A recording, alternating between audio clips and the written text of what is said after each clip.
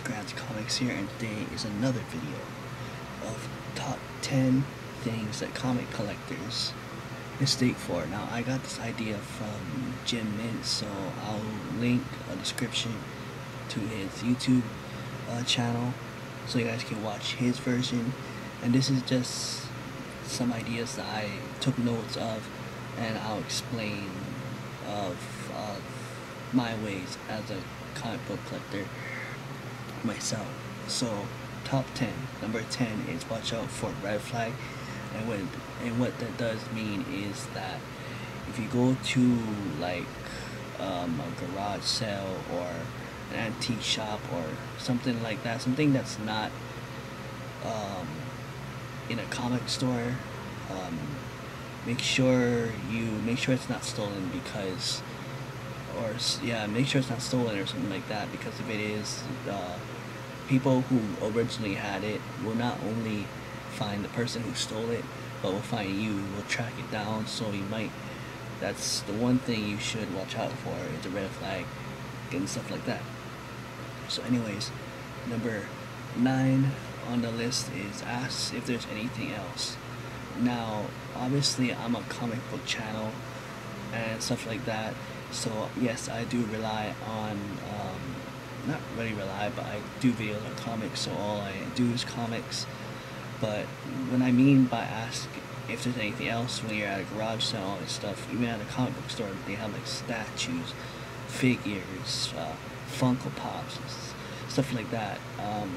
Ask if there's other stuff that you want in your collection, because there's other stuff other than comics that one day will be valuable, or stuff you just want in your collection. So ask if there's anything else. Don't be afraid to ask for if that seller, it has anything else other than comics.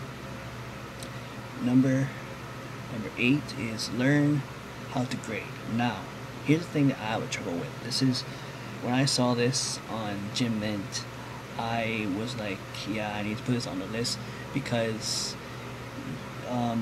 if you get a comic that's like Silver Age or Golden Age or Bronze Age, you're gonna see some stuff like tears and dog ears and color fades, stuff like that, and you want to know what grade you think that might be.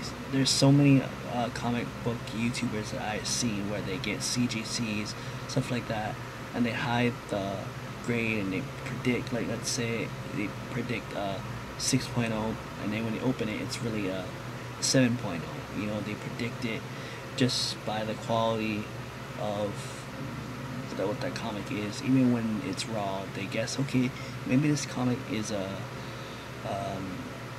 6.0. So I'm very bad at what grades comics are gonna be, because I'm not good at really looking at the details. There's like spine ticks or tears or dog ears, I can't really tell. I mean, I could tell, I can see it, but I can't tell what the grades is. So I don't know that kind of stuff when it comes to predicting what the grades are. So that's what I need to work on, and that's why I put it on here, because it's something, as a comic book collector, that's what I need to work on. So yeah, just learn your grades. Number 7 is learn to negotiate. So obviously negotiation is like find a fair price.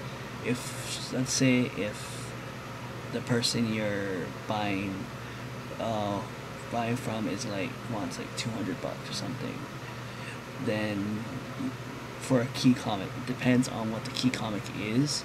So you might say, oh, this comic is worth more than $200. I want maybe this much amount.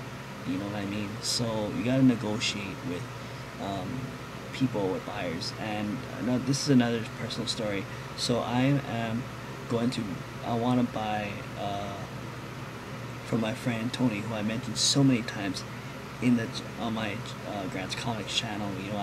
He's basically my comic book guy, stuff like that. I bought Ultimate Spider-Man from him and stuff like that. And and I got the Marvel Team Up #2 from him.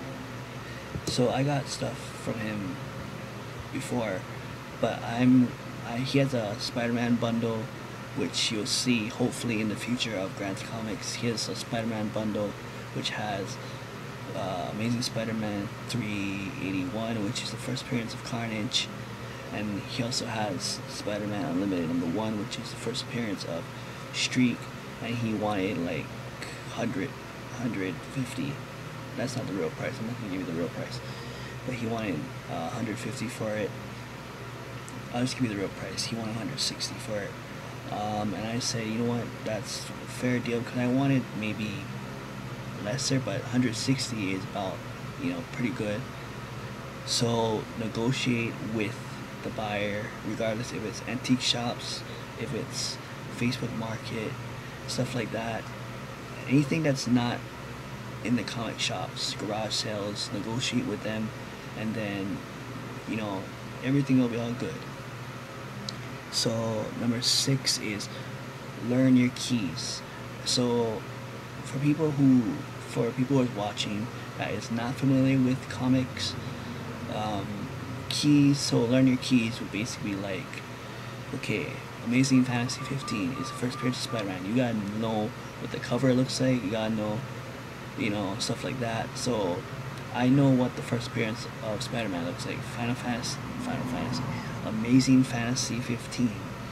I know what the cover looks like, I know what New Mutants 98 looks like, I know what the first appearance of Cable looks like.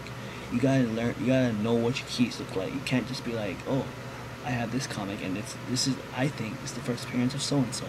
You can't be doing that. You gotta know your keys, regardless if it's first appearance, a storyline that's good, a story that a character is getting married, or a death of a character. Like, you gotta know that. Like, I know what the cover of first appearance of Doomsday looks like. So I'm familiar with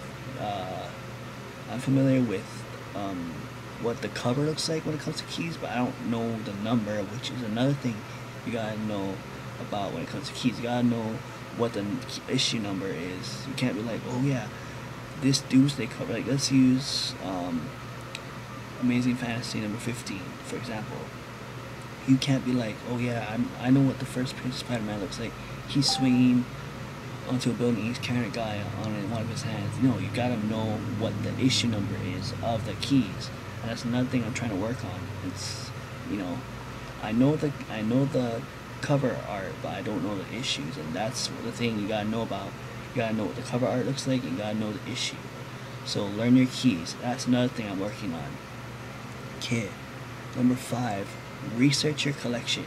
Now, researching your collection is basically, if you have a collection, let's say you want to sell a collection, or you want to just invest in the future or something like that, or you just want to know what you have, you gotta know your collection. Like, I have a few key kind of, but it's like modern keys. Like, I have the first appearance of Red Goblin, which is Carnage and Green Goblin together. It's Green Goblin with the Carnage symbiote. So I have the first appearance of Red Goblin and the cameo of Red Goblin. I have the first appearance of Oblivious, stuff like that. So you gotta know what's in your collection in case you wanna, just invest in it in the future, or something like that, inherit it to your family or kids, if you have one. So yeah, that's number 5, research your collection. Number 4 is not sell or trade, which just do it. Let your hobby invest. Let your hobby fund you. Like, you know what I mean? Like, if you want an Amazing Fantasy 15 or ASM 381, you gotta sell your old comics to get newer comics. And I know for some people, especially for myself, because I love comics so much, it's hard for people like that. So what I do is I get a collection, like I get a mystery box, right? And I go to a comic place, whatever, they sell comics, and I buy a couple of comics that maybe I could sell, or maybe and I can keep from my PC, because I'm not gonna be like, oh, I'm gonna have every single comic I get. I don't want to hoard it too much, because I do want to sell some comics, because that's what I like to do, you know.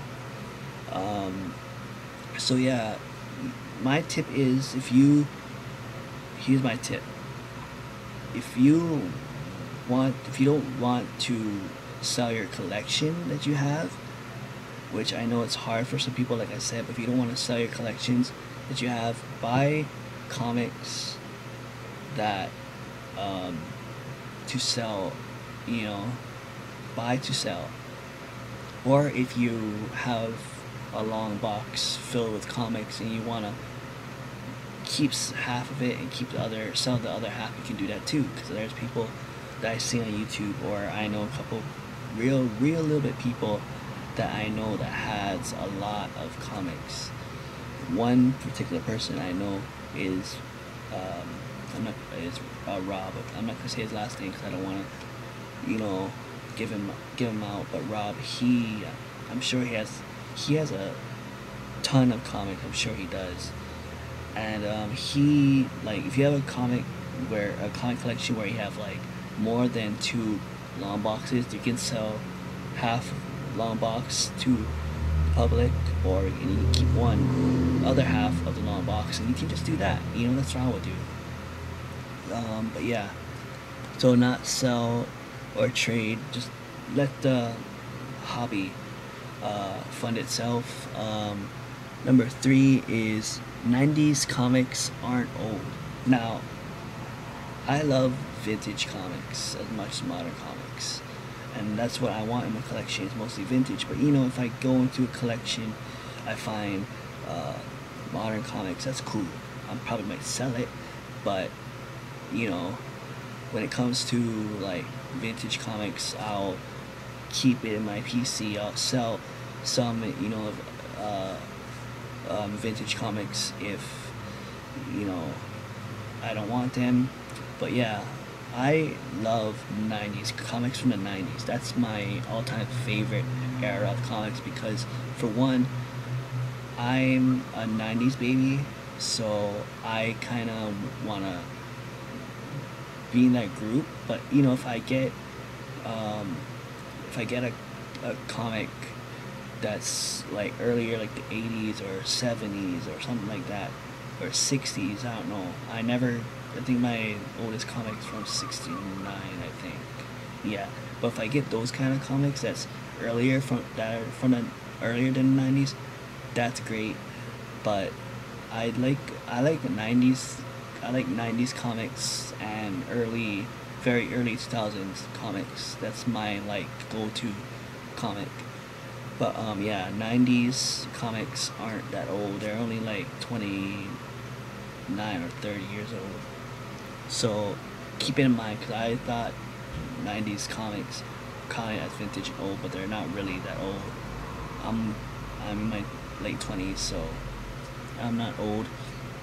So, but there will be a point where 90 comics are gonna count as vintage and old one day. Number 2 is don't ride the hype train. So what that means is, don't go on the hype where you buy comics just because a TV show or a movie is gonna come out, you know. And that's another thing too with me. Again, I'm gonna bring up my friend Tony, that he has ASM number 381, the first appearance of Carnage, because Carnage is going to be in Venom 2, and in my mind I'm like, I need to get this comic before it skyrockets. And that's true, you know, it's going to skyrocket and then it's going to die down when, you know, the movie's out and stuff like that. And a lot of comic collectors want to do that because they just want to hold it until the movie's out and then they'll sell it. Or some people just want to get it just because they want to hold on to it. But yeah, don't always go on the hype train, because it's not gonna be as comfortable and as fun as versus, you know, you just get a collection. That's why I get mystery boxes, because I don't want to. But yeah, I want to get the first appearance of Carnage.